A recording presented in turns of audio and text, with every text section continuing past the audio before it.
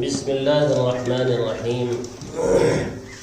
ہر طرح کی حمد و ثنا اور تمام تر عظمت و بڑائی صرف اللہ سبحانہ کو زیبا اور لائق ہے، جو سارے جہان کا خالق و مالک، مدبر و متصرف اور منتظم ہے، جو سب پر مہربان، ہر وقت مہربان ہے، جو انصاف کے دن کا مالک بھی ہے۔ اے اللہ، آپ ہی کی ہم سب عبادت کرتے ہیں اور کرتے رہیں گے، اور آپ ہی سے ہم سب مدد مانگتے ہیں اور مانگتے رہیں گے۔ اے اللہ، ہم سب کو اپنی رضا والی جگہ جنت کا سیدھا اور سچا راستہ دکھا کر اس پر چلا دیجیے، یعنی نبیین، صدیقین، شہداء اور صالحین کے راستے پر، جن پر آپ نے اپنا فضل و انعام فرمایا، جو نہ تو یہود کی طرح عملی کوتاہی کی وجہ سے آپ کے غضب اور غصے کی زد میں آئے، اور نہ ہی نصارہ کی طرح علم کی کمی کی بنا پر راستے سے بھٹکے۔ آمین۔ اے اللہ، ہماری اس دعا کو قبول فرما لیجیے۔ درود و سلام نازل ہو تمام انبیاء اکرام پر، خصوصاً آخری نبی محمد صلی اللہ علیہ وآلہ وسلم پر، آپ کی آل اور اصحاب پر۔ اما بعد، فاعوذ باللہ من الشیطان الرجیم، بسم اللہ الرحمن الرحیم۔ خلق الانسان من صلصال كالفخار، وخلق الجان من مارج من نار، فبأي آلاء ربكما تكذبان؟ رب المشرقين ورب المغربين، فبأي آلاء ربكما تكذبان؟ مرج البحرين يلتقيان، بينهما برزخ لا يبغيان، فبأي آلاء ربكما تكذبان؟ يخرج منهما اللؤلؤ والمرجان، فبأي آلاء ربكما تكذبان؟ وله الجوار المنشآت في البحر كالأعلام، فبأي آلاء ربكما تكذبان؟ كل من عليها فان، ويبقى وجه ربك ذو الجلال والإكرام، فبأي آلاء ربكما تكذبان؟ یہ سورہ رحمان، سورہ نمبر 55 کی آیت نمبر 14 سے لے کر 28 تک۔ تو رحمان اپنا تعارف کرا رہے تھے، الرحمن، چونکہ عرب کے لوگ رحمان کو نہیں پہچانتے تھے، اس لیے جب اللہ تعالیٰ نے آیت نازل کیا، رحمان الحمدللہ رب العالمین الرحمن الرحیم، یا بسم اللہ الرحمن الرحیم، جب اس میں رحمان کا لفظ آیا تو کہنے لگے وما الرحمن، یہ رحمان کون ہوتا ہے؟ قرآن کی آیت ہے یہ بھی، قالوا وما الرحمن نسجد لما تأمرنا، ہم اسے سجدہ کریں گے جسے اے محمد آپ کہیں گے ہمیں۔ ابھی تک تو ایک اللہ کی بات کرتے تھے، اب رحمان کی بھی بات کرنے لگے، اور ہم لوگ اگر ایک خدا کے علاوہ بات کریں، 360 کی بات کریں تو ناراض ہوتے ہو اور کہتے ہو کافر ہیں اور مشرک ہیں، اور خود پتہ نہیں کن کن کی پوجا کرتے ہو، رحمان کی اور ملک کی اور مالک کی اور قدوس کی اور سلام کی اور مومن کی، جو نام ہے صفات۔ عجیب جو ہے کم عقلی کی بات ہے۔ بھئی ایک انسان ڈاکٹر بھی ہو سکتا ہے، انجینئر بھی ہو سکتا ہے، حافظ بھی ہے، عالم ہے، تو کیا شخصیتیں سب بدل رہی ہیں؟ شخصیت ذات تو ایک ہی ہے نا، یہ اس کی صفات ہیں، لیکن ایک بہانہ تھا ان کے لیے۔ تو اللہ تعالیٰ نے یہ سورت پوری نازل کی رحمان کے تعارف میں، الرحمن، سنو رحمان کون ہے، رحمان کا تعارف سنو، اور اس کی رحمتیں ہر ایک پر بلا تفریق مذہب و ملت برستی ہیں، بلا تفریق، کس مذہب سے ہے، کس ملت سے ہے، وہ مسلم ہے کہ غیر مسلم ہے، یہودی ہے، عیسائی ہے، مجوسی ہے، کوئی بھی ہے، ہر ایک پر اس کی رحمت برستی رہتی ہے، رحمت کی بارش ہوتی ہے۔ اسی لیے اللہ الرحمن اپنا تعارف کرا رہے ہیں، جن میں سب سے پہلا تعارف کا جو لفظ آیا تھا وہ کیا تھا بھائی؟ علم القرآن۔ رحمان وہ ہے جس نے قرآن سکھایا، قرآن نازل کیا۔ اللہ کے رحمت کی سب سے بڑی چیز کائنات میں وہ کون سی ہے؟ یہ قرآن ہے، اسی لیے سب سے پہلے اس کا بیان ہے، کیونکہ سب سے عظیم یہی ہے بھائی۔ ہم اور آپ عظیم نہ سمجھیں، وہ ہماری سمجھ کی کوتاہی ہے، ورنہ قرآن عظیم ہے۔ اللہ نے خود کہا والقرآن العظیم، قرآن عظمت والا ہے۔ کچھ لوگوں کو دنیا ہی میں اس کی عظمت سمجھ میں آ جاتی ہے، اور زیادہ تر لوگوں کو اس کی عظمت آخرت میں سمجھ میں آئے گی، لیکن اس وقت عظمت سمجھ میں آنے سے کوئی فائدہ نہیں ہونا ہے، کوئی فائدہ نہیں ہوگا۔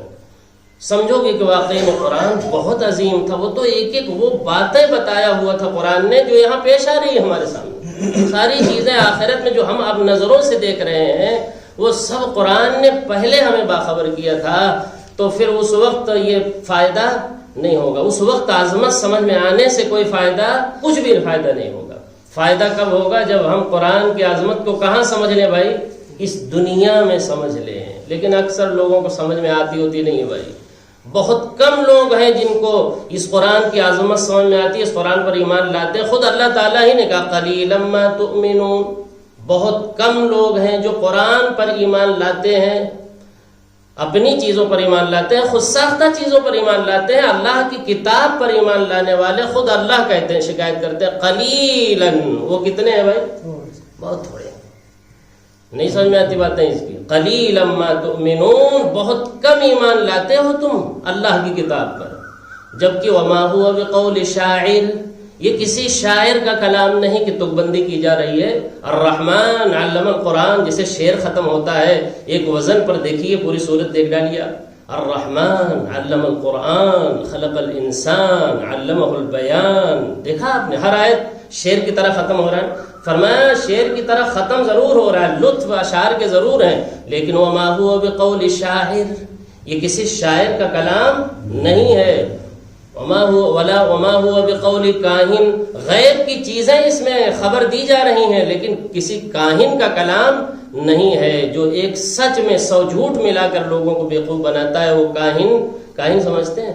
آج بھی لوگ بیٹھے ہوئے ہیں، پیسہ دے کے پوچھ لیجئے کہ ہمارے ساتھ کیا پیش آنا ہے بھائی، حالات ہمارے ٹھیک نہیں ہیں، وہ فوراً بتائیں گے کہ آپ کے ساتھ یہ پیش آئے گا، یہ پیش آئے گا۔ لوگ جاتے ہیں، یہ بتائیے ہم شادی کرنے والے ہیں، ٹھیک رہے گا یا نہیں، دیجئے 500 بتا دیں گے۔ وہ ایسا الو بنا رکھا ہے لوگوں کو، مسلمان بیوقوف بن رہے ہیں، جا کے وہاں بیٹھے ہوئے ہیں بیوقوف بنانے کے لیے۔ وہ ہے کاہن، میں کاہن سمجھانا چاہ رہا تھا، یہ ہے کاہن جو غیب کی باتیں بتاتے ہیں، کل کی باتیں بچرواتے ہیں۔ لوگ لفظ یہ بولتے ہیں نا، کسی کو نہیں پتا بھائی کل کیا ہونا ہے۔ اللہ نے کہا کل کیا ہونا ہے، 5 چیزیں وہ ہیں جس کا علم کسی کو نہیں سوائے اللہ کے، وقت کے پیغمبر کو بھی نہیں معلوم، جس کے اوپر غیب اترتا ہے۔ غیب کی باتیں کس پر اتاری جاتی ہیں؟ پیغمبر پر، اسے بھی نہیں پتا ہے کہ کل اس کے ساتھ کیا ہونا ہے۔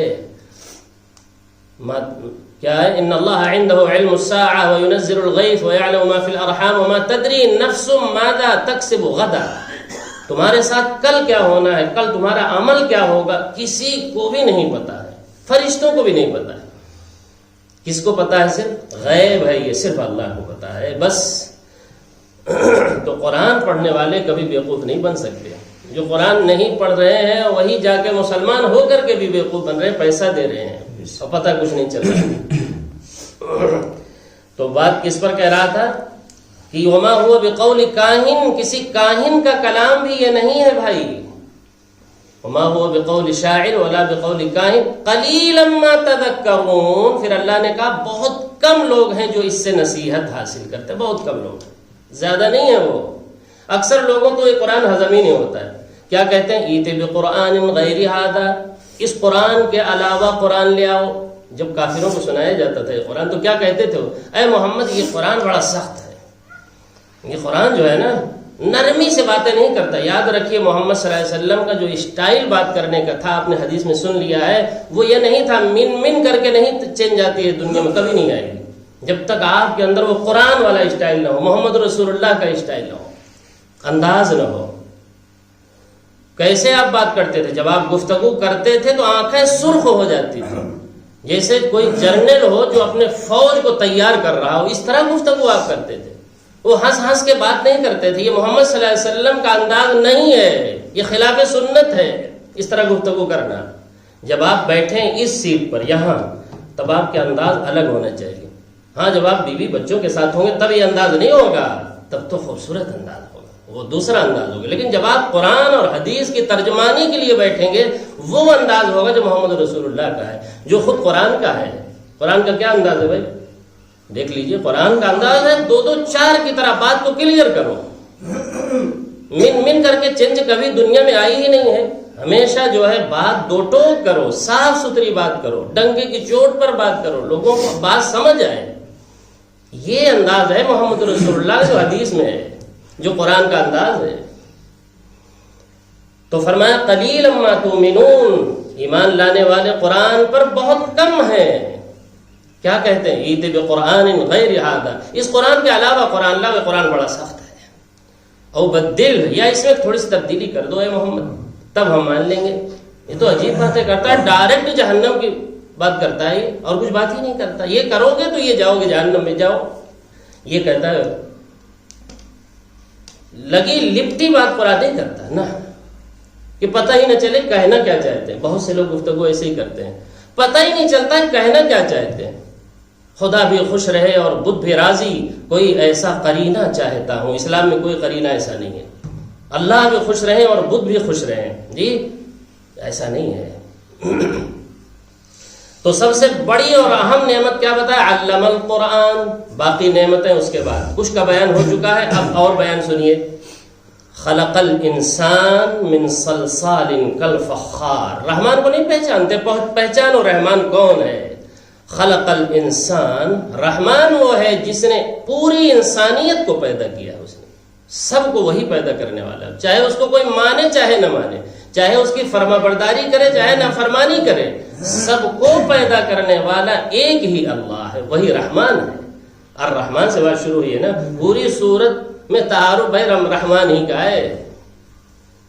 وہ اس کی رحمت ہے کہ تم کو پیدا کیا، صحیح سالم پیدا کیا ہے، تمام نعمتوں کے ساتھ پیدا کیا، آنکھ، دل، دماغ، کان، تمام چیزیں اسی نے عطا کی۔ رحمت نہیں ہے؟ ابھی تک رحمان کو نہیں پہچانا؟ وہی ہے رحمان جس نے انسان کو پیدا کیا جبکہ وہ کچھ بھی نہیں تھا۔ هل اتى على الانسان حين من الدهر لم يكن شيئا مذكورا، انسان پر ایک وقت ایسا بھی تھا کہ وہ کوئی قابل ذکر شے ہی نہیں تھا، تمہارا وجود تک نہیں تھا۔ کوئی قابل ذکر شے تھے بھائی؟ 100 سال پہلے ہم میں سے کوئی قابل ذکر شے تھا؟ کچھ نہیں، کوئی وجود نہیں۔ پیدا کس نے کیا؟ وہی ہے رحمان۔ خلق الانسان، تمام انسانوں کو جس نے پیدا کیا، کس سے پیدا کیا ہے؟ مٹیریل کیا تھا جس سے پیدا کیا ہے؟ اللہ اکبر۔ دوسری چیز سنیے، دوسرا تعارف، من صلصال، کھنکتی ہوئی مٹی سے پیدا کیا۔ یہ آدم علیہ السلام کی تخلیق کا بیان ہے۔ آدم علیہ السلام کو سب سے پہلے یہ مٹی اٹھایا جو خشک مٹی، اسے تراب کہتے ہیں۔ اپنے جد امجد، اور جد امجد کو مانے سب سے پہلا انسان وہ ہے ہمارے جد امجد، جی ہمارے باپ کے باپ، دادا کے دادا، سمجھ لیجئے سب سے پہلے انسان آدم علیہ السلام ہے۔ ان کو کیسے پیدا کیا؟ اسی مٹی سے ڈائریکٹ پیدا کیا اللہ نے۔ اللہ وہ ہے، پہلے خشک مٹی اٹھایا، دھول جسے کہتے ہیں، اسے عربی زبان میں اس دھول کو جس میں پانی نہ ڈالا گیا ہو اس کو تراب کہتے ہیں۔ سب سے پہلا مرحلہ ان کا کیا ہے بھائی؟ تراب کا، عربی زبان میں جس کو ہم دھول کہتے ہیں، پانی نہ ڈالیں۔ اور جب اس میں گارا بنانے کے لیے لے کے آتے ہیں مٹی کہیں سے، کھیت سے یا کہیں سے بھی کھود کر کے رکھے، اور گارا بنایا ہم نے، پانی ڈال دیا اس میں، تو اس کو کہتے ہیں گارا۔ ہم لوگ کہتے ہیں نا پہلے مٹی تھی اب کیا بن گئی؟ گارا۔ عربی زبان میں اسے طین کہتے ہیں۔ فرشتوں سے اللہ نے مٹی منگوایا اور منگوا کر کے اس میں پانی ڈلوایا، پانی ڈلوا دیا تو اس کا نام بھی بدل گیا طین. جگہ جگہ قرآن میں آئے گا خلقکم من طین، تم کو طین سے پیدا کیا.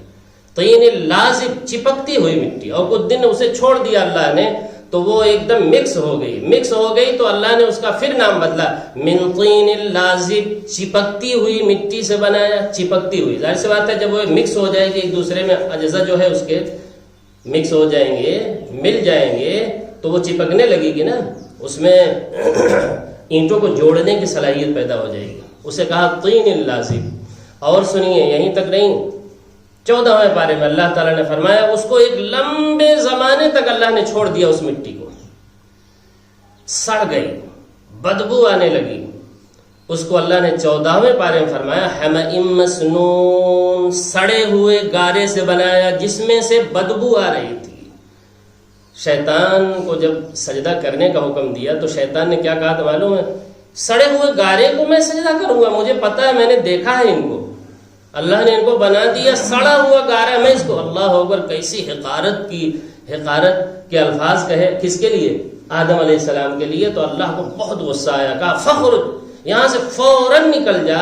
ہم نے اپنے قدرت کا مظاہرہ کیا کہ ہم کیسے قادر مطلق ہے، بجائے اس کے کہ اس کے سامنے سجدہ ریز ہو جاتے، ہماری قدرت کو تسلیم کرتے. تم نے حقارت کیا آدم کی. بنایا تو اللہ نے ایسے ہی تھا، اس میں کوئی شک نہیں، اس کو قرآن میں ذکر کیا. یہ مرحلے ہو گئے بھائی. سڑا ہوا گارا، جس کو ہم لوگ کیا کہتے ہیں بھائی؟ کنئی. ہم لوگ کیا کہتے ہیں؟ کنئی، سڑا ہوا گارا. اور پھر اس کے بعد اللہ تعالیٰ نے ان کا نقش و نگار بنایا اور وہ مٹی بالکل سکھا دیا اللہ نے.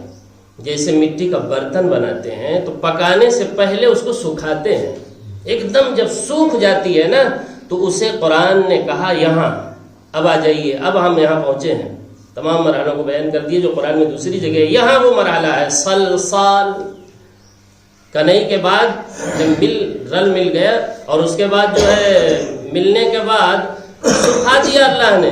سارے نقش و نگار بنا کے آدم علیہ السلام کے جیسے بچے جو ہے سب بناتے ہیں نا، پھر سکھاتے ہیں، سکھا دیا تو اس کو کہتے ہیں صلصال.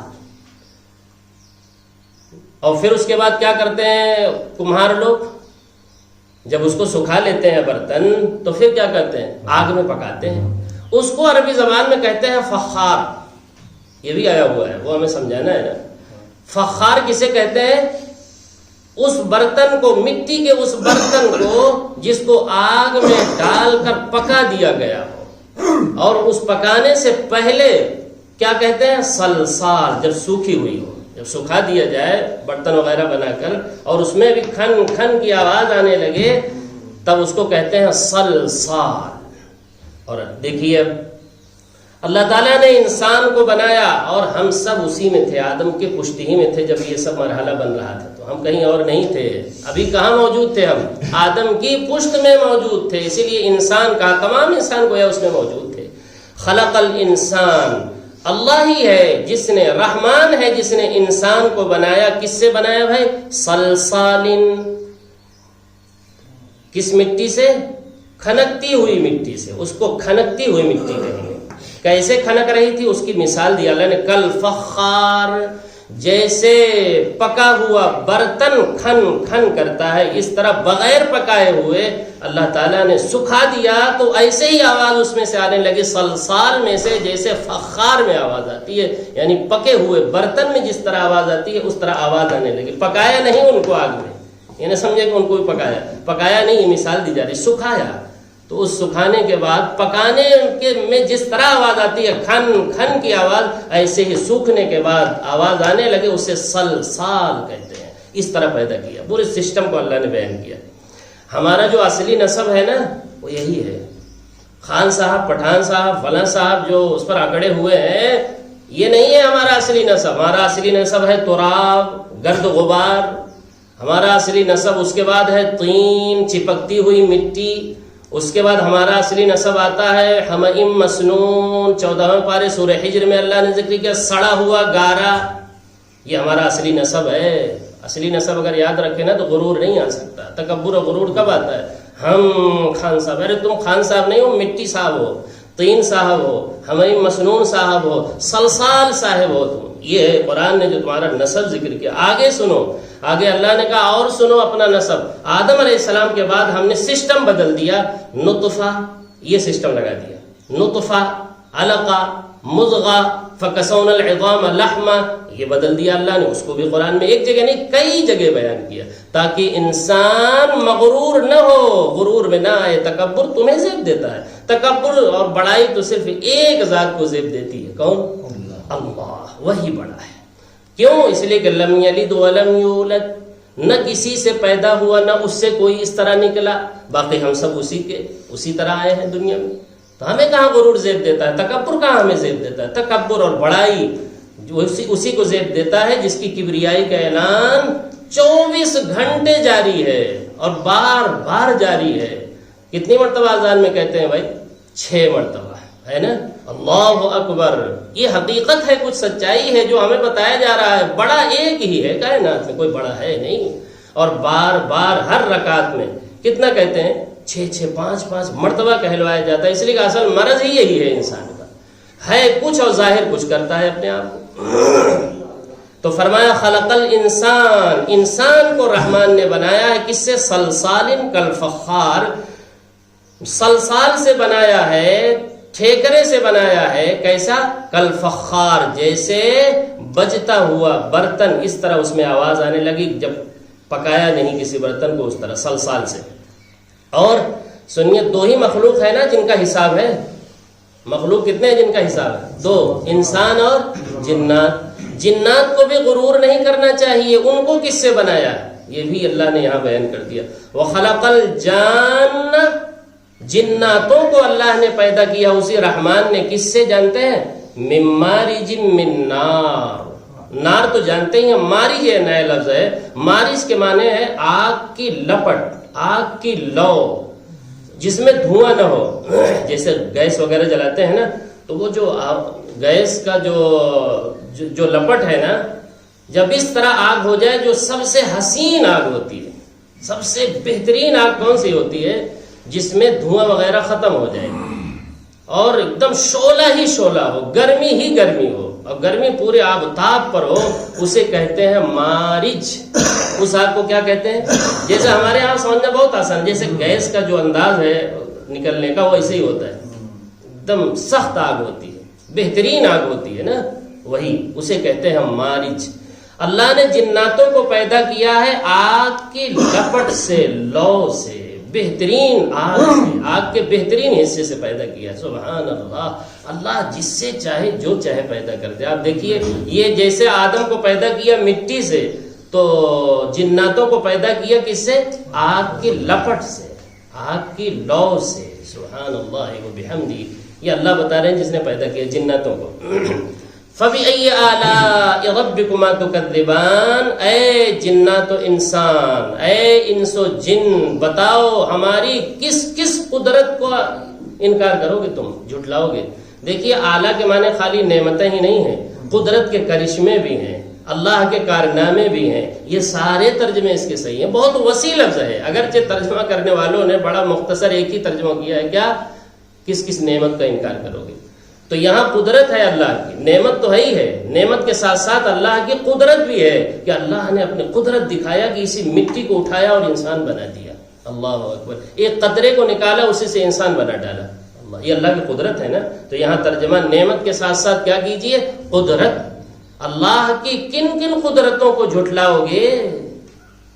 اپنی تخلیق کا انکار کرو گے، اپنے وجود کا انکار کرو گے. فَبِأَيِّ آلَاءِ رَبِّكُمَا تُكَذِّبَانِ، اللہ کی قدرت کے کن کن کرشموں کو تم جھٹلا سکتے ہو؟ کن کن کو جھٹلاؤ گے؟ ایک اللہ کی قدرت ہے، تمہارے اوپر کتنی قدرتیں اللہ کی ہیں، کس کس کو جھٹلاتے رہو گے؟ تمہیں ماننا ہی پڑے گا کہ وہ رحمان واقعی میں ہے اور بڑی رحمت والا ہے. اچھا بھائی، ایک آیت اور دیکھ لیں. رب المشرقین ورب المغربین.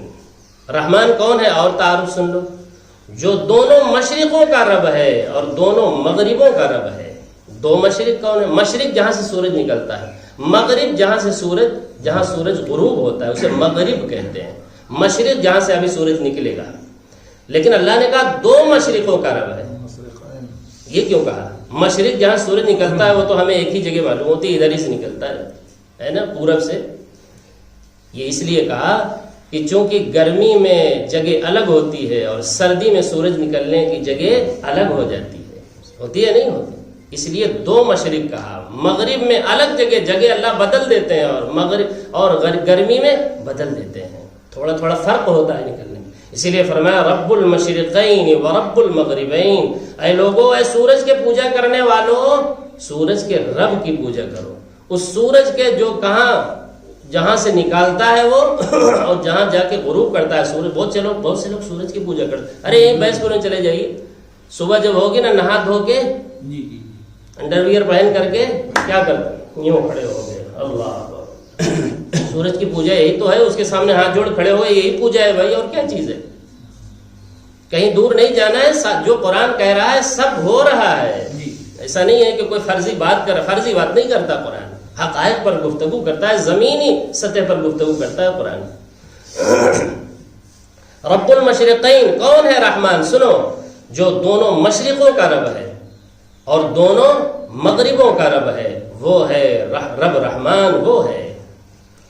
فَبِأَيِّ آلَاءِ رَبِّكُمَا تُكَذِّبَانِ. سورج کا غروب ہونا، سورج کا طلوع ہونا، یہ ایسی نعمت ہے جو ہر ایک سے متعلق ہے. کون سورج سے فائدہ نہیں اٹھاتا بتائیے؟ اور تمام موسم کی تبدیلی اور تمام کھیتیوں کا پکنا کس کے ذریعے سے ہو رہا ہے؟ ذریعہ کون ہے؟ یہی سورج تو ہے. کون ہے اس سے فائدہ نہیں اٹھا رہے؟ یہ اللہ کی رحمت ہے، نعمت ہے کہ نہیں؟ اسی کو پوچھا پھر کون سی نعمتوں کے انکار کرتے رہو گے، جھٹلاتے رہو گے؟ کون سی نعمتوں کو جھٹلاؤ گے آخر تو؟ فَبِأَيِّ آلَاءِ رَبِّكُمَا تُكَذِّبَانِ. اور بھی رحمتیں اور نعمتیں ہیں انشاءاللہ کل. اللہ تعالیٰ سے دعا ہے کہ قرآنی باتوں کو پوری توجہ کے ساتھ، عظمت کے ساتھ، محبت کے ساتھ سننے کی، سمجھنے کی اور پھر اس پر اخلاص کے ساتھ عمل کرنے کی توفیق عطا فرمائے. جب تک زندہ رکھے صحیح ایمان، صحیح اسلام پر زندہ رکھے. جب موت آئے تو صحیح ایمان، صحیح اسلام پر موت آئے. سبحانک اللہم و بحمدک اشہد ان لا الہ الا انت استغفرک و اتوب الیک.